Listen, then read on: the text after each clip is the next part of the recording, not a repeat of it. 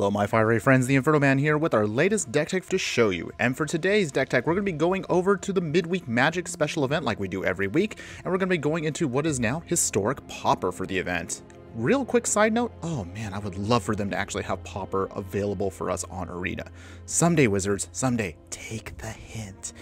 But in any case, so for today, we're going to change it up a little bit. I usually don't play decks like this, but we're going to be going into Mono Green Stompy for this.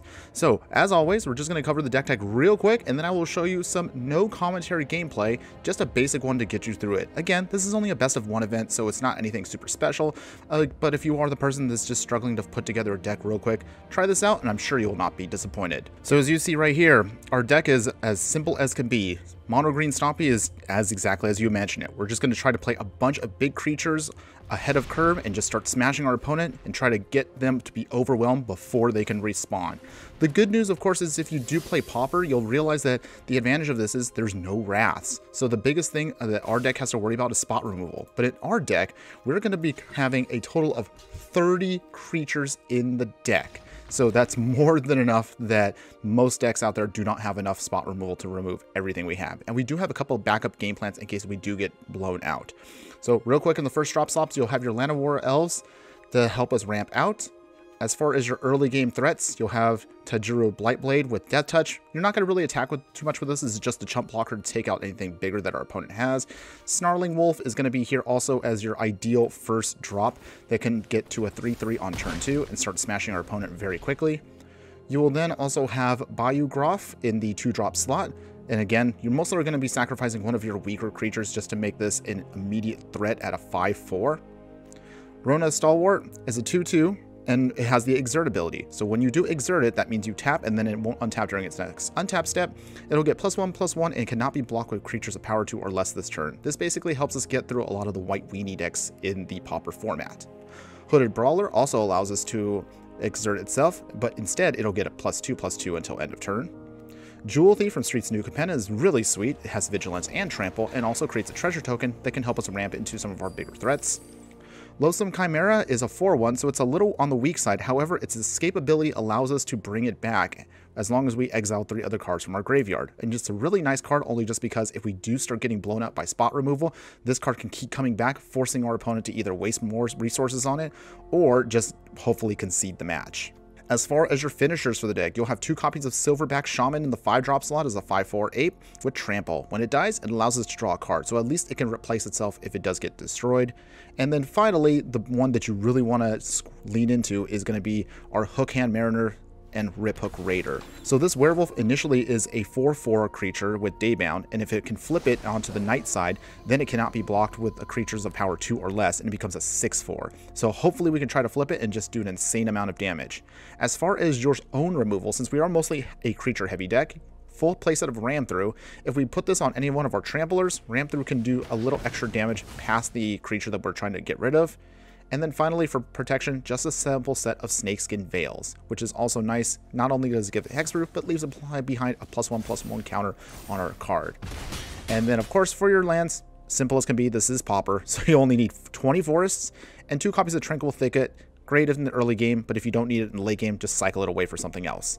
That's basically it for the deck. Let's go ahead and jump right into the game, and I really hope you enjoy it. Again, I will not be doing any commentary. Just sit back and enjoy. Oh, and real quick, let me drop right below, again, if you actually want to put this together in paper. Again, it is a Pauper deck, so it's a nice way to get started on your Pauper journey if you are fascinated by the format. If you do like the videos of anything I show here, you know what to do. Please make sure to give a like on the video, hit subscribe to the channel to see everything, and so that way you don't miss out on things such as my booster pack openings, deck techs, and more.